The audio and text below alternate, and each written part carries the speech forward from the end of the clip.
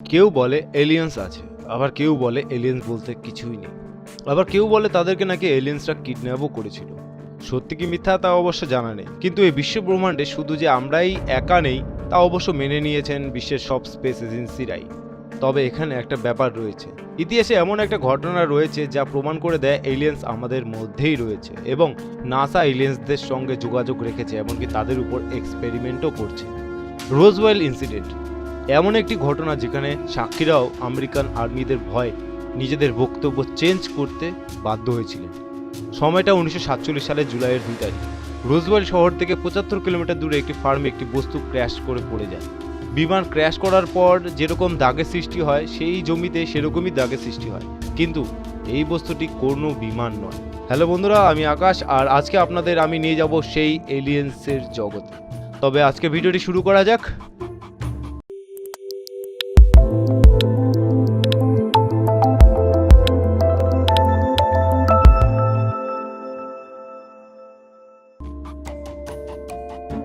এবার চলুন কয়েকদিন পেছন থেকে একটু ঘুরে আসি।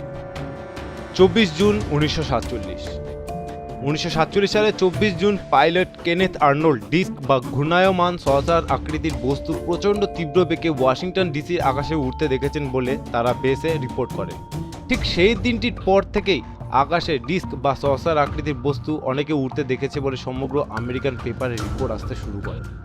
এরপর 2 জুলাই 1947 সালের জুলাই মাসের 2 তারিখ রোজওয়েল শহরের ঘটনা।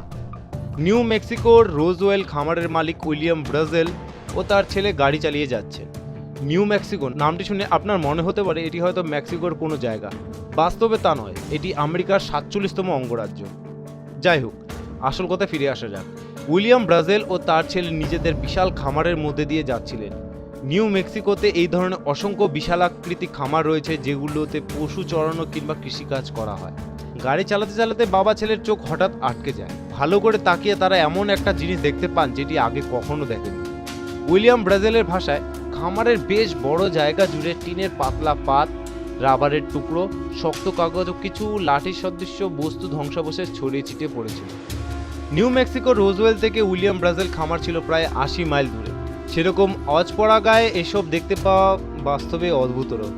গাড়ি চালানোর সময় প্রথমে যখন তিনি সেসব দেখলেন তখন আসলে বুঝে উঠতে পারছিলেন না কি করতে হবে ঠিক, কিন্তু তিনি সেগুলো নিয়ে বেশি ঘাঁটতে ভয় পেলেন।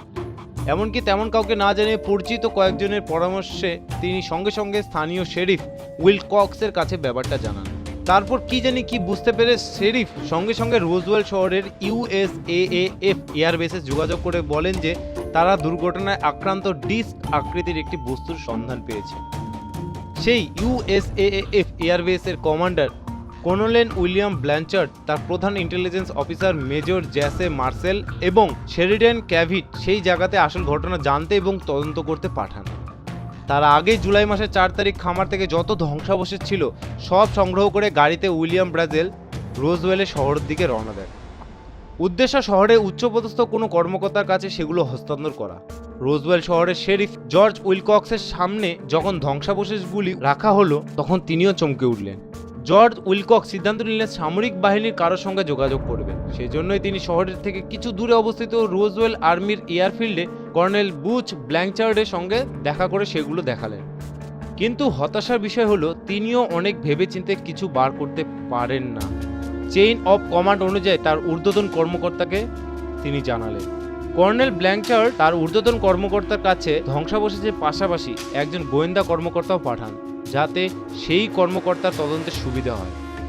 একটু খেয়াল করুন, খামারের মালিক উইলিয়াম ব্রাজেল থেকে শেরিফ জর্জ উইলকক্স, তারপর সেখান থেকে কর্নেল ব্ল্যাংকার্ড এবং সবশেষে ঊর্ধ্বতন সামরিক কর্মকর্তা জেনারেল রজার রেইমি। প্রতিটি পর্যায়ে ভিন্ন ভিন্ন মানুষ ধ্বংসাবশেষগুলি পর্যবেক্ষণ করেছেন, কিন্তু কেউই কোনো সিদ্ধান্তে উপনীত হতে পারেননি। এতটাই চমকপ্রদ ছিল ধ্বংসাবশেষগুলি। পরে সেই USAAF airbase base commander colonel William Blanchard, তার প্রধান intelligence officer major Jesse Marcel এবং শেরিডান ক্যাভিট সেই জায়গাটিতে আসল ঘটনা জানতে এবং তদন্ত করতে যায়। মার্সেল এবং ক্যাভিট সেই জমির মালিককে নিয়ে যায় সেই জায়গাটিতে। তিনজন সেখানে যাওয়ার পর আসলে কি করেছিল সেটা আজও সঠিক কেউ জানে না, কারণ কাউকে সেই জায়গাটির ধারের কাছেও ঘেঁষতে দেওয়া হয়নি। অনেক চেষ্টা করেও পরে সেই জমির মালিক ব্রেজেলের কাছে কোনো কিছুই জানা সম্ভব হয়নি। তারা সেদিন অর্ধেক ধ্বংসাবশেষ নিয়ে ফেরত যায়, সঙ্গে সেই জায়গাটিকে সিল করে দেয়। কারো পক্ষে ঢুকা তো দূরের কথা, দেখাও সম্ভব হয়নি সেই জায়গাটিকে। পুরো জায়গাটিকে সামরিক কর্মকর্তারা ঘিরে রেখেছিল।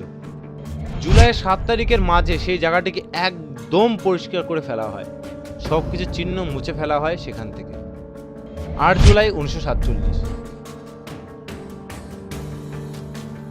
8 তারিখে বেস কমান্ডার কর্নেল ব্ল্যানচার্ড একটি অফিসিয়াল প্রেস রিপোর্ট রিলিজ করেন, যাতে স্পষ্ট করে লেখা ছিল গত সপ্তাহের কোনো একটা সময় রোজওয়েলের একটি জমিতে ফ্লাইং ডিস্ক বা সসার পাওয়া গেছে, যা তাদের অফিসারদের দ্বারা নিরাপদে উদ্ধার করা হয়েছে এবং উচ্চতর পরীক্ষার জন্য বিশেষ হেডকোয়ার্টারে পাঠানো হয়েছে। এখানেই শেষ নয়, ইউনাইটেড প্রেসও তাদের রিপোর্টে বলে যে সেই জমির কাছাকাছি স্থানীয় বেশ কয়েকদিন আগে রাতে 3টার সময় সেই জমির কাছে অদ্ভুত নীল রঙের আলো দেখতে পেয়েছিলেন। ব্যাস, খেলা পুরো ঘুরে যায়। চাপে পড়ে যায় আমেরিকান সরকার, কারণ অফিসিয়াল প্রেস রিপোর্টে খুব স্পষ্ট করে এবং কনফার্ম করেই সেই ফ্লাইং ডিস্ক বা সসারের কথা বলা ছিল, অন্য কিছু নয়। তারা স্পষ্ট করেই বলে দেয় যে তারা একটি অশনাক্ত ডিস্ক বা সসারের সন্ধান পেয়েছে।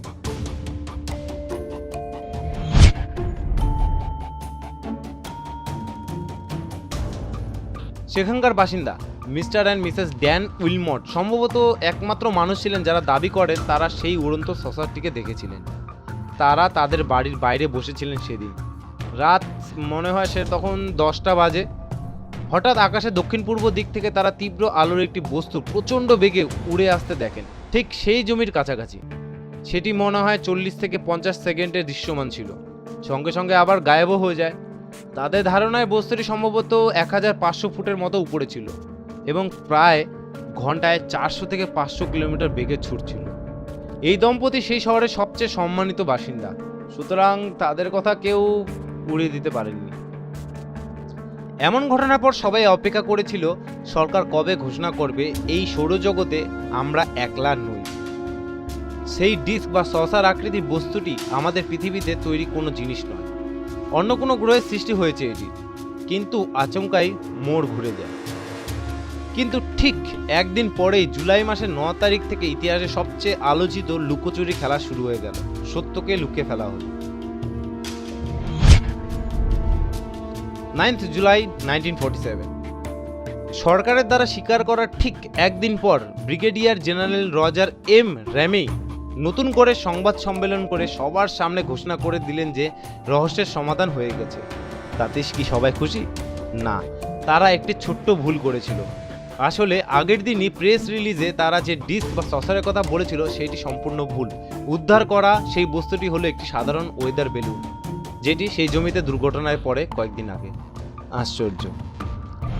তখনই প্রশ্ন ওঠে, একদিনের মধ্যে সরকার অস্বীকার করলো কেন সসারের কথা? সেই জমির মালিক এবং প্রথম সবাইকে খবর দেওয়া ব্রেজেলের কথার সুরও পরিবর্তন হয়ে যায়। তিনি বলেন যে আসলে সেই সময়টি আমি বেশ তাড়াহুড়ো টেনশনে ছিলাম, ভাই এমন কি টেনশনে ছিল জানি না, তাই ঠিকমতো সেই বস্তুটির দিকে তাকাতে পারেননি, তাই হয়তো ভুল করে ফেলেছেন তিনি। আসলে সেটি একটি সাধারণ ওয়েদার বেলুন ছিল, আর কিছুই না। এমন কিসের তাড়াহুড়ো ছিলেন যে তিনি ভালোভাবে দেখেননি, অথচ নিজেই স্থানীয় পুলিশকে খবর দেন? অসঙ্গতি। আজব এক অবস্থা। সাংবাদিক থেকে শুরু সাধারণ মানুষ সবাই অবাক। এভাবে মানুষ মিথ্যা কথা বলতে পারে, তাও আবার সরকারের উচ্চপদস্থ কর্মকর্তারা। একদিনের মাঝে একটি ফ্লাইং ডিস্ক বা সসার ওয়েদার বেলুন হয়ে যায় কি করে? আসলে কি লুকোতে চাচ্ছে সরকার? সবাই প্রতিবাদ শুরু করে, কিন্তু সরকার প্রতিবাদের আমল দেয় না। এইভাবে একটা ঘটনাকে ধামাচাপা দিয়ে দেওয়ার চেষ্টা করতে থাকে সরকার। কিন্তু সেই মেজর মার্সেল পরে একসময় এই কথাটা স্বীকার করেন যে তিনি ব্রিগেডিয়ার জেনারেল রজার এম র্যামির নির্দেশে পরে সব কাজ করে গেছেন। উপরের মহল থেকে এইসব অর্ডার আসতে শুরু করে এবং একজন অফিসার হিসেবে তিনি সব মানতে বাধ্য। এটা একদম ঠিক। যদিও মার্সেল আসলে সেদিন তারা সেই জমিতে আসলে কি পেয়েছিল এরকম প্রশ্নের জবাব কোনো উত্তর তিনি দিতে চাননি, এড়িয়ে গিয়েছে। সেই জমির মালিক ব্রেজেল আরও শক্ত মানুষ। তার মুখ থেকে জুলাইয়ের 9 তারিখের পর থেকে তিনি বেঁচে থাকা পর্যন্ত কোনো কথা বার করা যায়নি। অনেকবার চেষ্টা করা হয়েছে তার মুখ থেকে সত্যি কথাটি বার করার জন্য, জানতে চাওয়া হয়েছে ঠিক কোন কারণে তিনি মাত্র একদিনের মাঝে তার বক্তব্য পরিবর্তন করে ফেললেন, কিন্তু কোনো কথাই বলতে চাইলেন না তিনি আর এই ব্যাপারে। তার মৃত্যুর পর তার ছেলে এক সাক্ষাৎকারে স্বীকার করেন যে জুলাইয়ের 8 তারিখ, মনে রাখবেন জুলাইয়ের 8 তারিখ তার বাবাকে কয়েকজন উচ্চপদস্থ কর্মকর্তারা এসে নিয়ে যান। সেখানে তার সঙ্গে এমন কি করা হয় যে তিনি এই ঘটনার ব্যাপারে কোনো দিনও কারো কাছে মুখ খোলেননি। কি বিষয়ে কথা হয়েছিল তাদের মাঝে, এটার কারণও তিনি তার ছেলেদের জানাননি। শুধু ছেলেদের তিনি সেই দিন ঘটনার কথা জানিয়ে যান। অনেকের মতে ব্রেজেলের পরিবারকে মেরে ফেলারও হুমকি দেখিয়েছিল সেই উচ্চপদস্থ আধিকারিকেরা। এটা মানুষের ধারণা, আর পার্সোনালি এটা আমারও ধারণা, কারণ সরকার চাইলে সব কিছু করতে পারে। এভাবে একটি গুরুত্বপূর্ণ ঘটনাকে চাপিয়ে দেওয়ার চেষ্টা করা হয়, কিন্তু তারা ভাবেনি এই বিতর্ক আজ 65 বছর পরেও চলে আসবে। মানুষ বিশ্বাস করতেই নারাজ আমেরিকার সরকারের এইসব দাবিকে। সবার ধারণা আসলে সেদিন পৃথিবীর বাইরে থেকে কিছু একটা এসেছিল, যেটা সাধারণ মানুষকে সরকার দেখাতে চায়নি। আজ 65 বছর পার হলেও রোজওয়েলের ঘটনার ফাইলটি আমেরিকার টপ সিক্রেট ফাইলটির মাঝে একটি। সরকারের অনেক উঁচু লেভেলের হাতে গোনা কয়েকজন সেই ফাইলটিকে দেখতে পায়। তারাই জানেন আসল ঘটনা, কিন্তু ডিক্লেয়ার করেন না। এবার এইসব ঘটনার মাঝে অনেক প্রশ্ন থেকে যায়।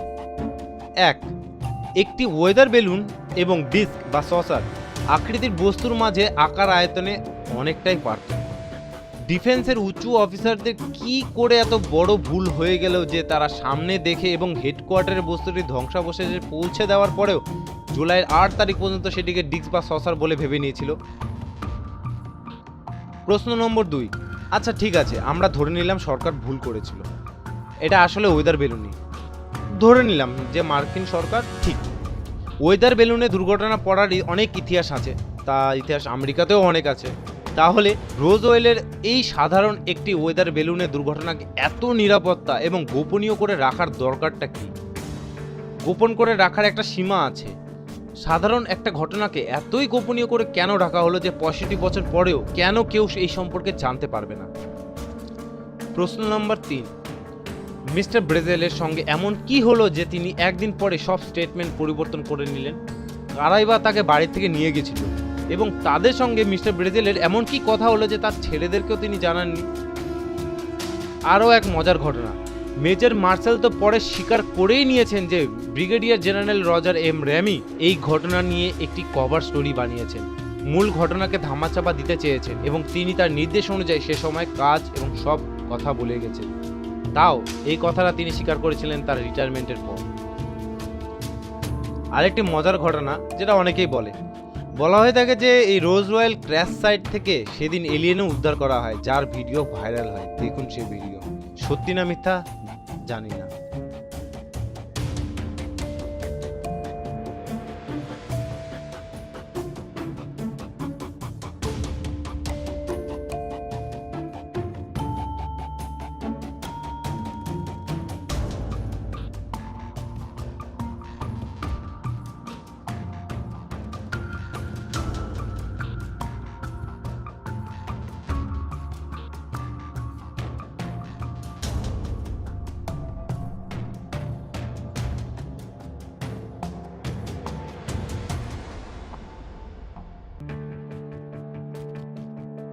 তো বন্ধুরা, কি মনে হয় এখন আপনাদের, কি হয়েছিল সেদিন? আসলে কি সেদিন পৃথিবীর বাইরে কোনো কিছু পৃথিবীতে আশ্রয় পড়েছিল? কেনই বা সবার কাছ থেকে সেদিন সব কিছু গোপন করে রাখা হলো? তাহলে এমন কি তথ্য পেয়েছিল তারা সেদিন যে মানুষ জানলে সমস্যা হতে পারে? না আসলে সেটা ওয়েদার বেলুনই ছিল? তাহলে এত নাটক এবং নজিরবিহীন নিরাপত্তা এবং গোপনীয়তাই বা কেন? আপনাদের মতামত জানান নিচে কমেন্টে। আজকে ভিডিওটি কেমন লাগলো অবশ্যই জানাবেন। ভিডিওটিতে লাইক আর চ্যানেলটিকে সাবস্ক্রাইব করতে ভুলবেন না। আমি এরকম কন্টেন্ট আরও নিয়ে আসবো। সঙ্গে থাকুন মিস্ট্রি ফ্যাক্ট বাংলার সঙ্গে।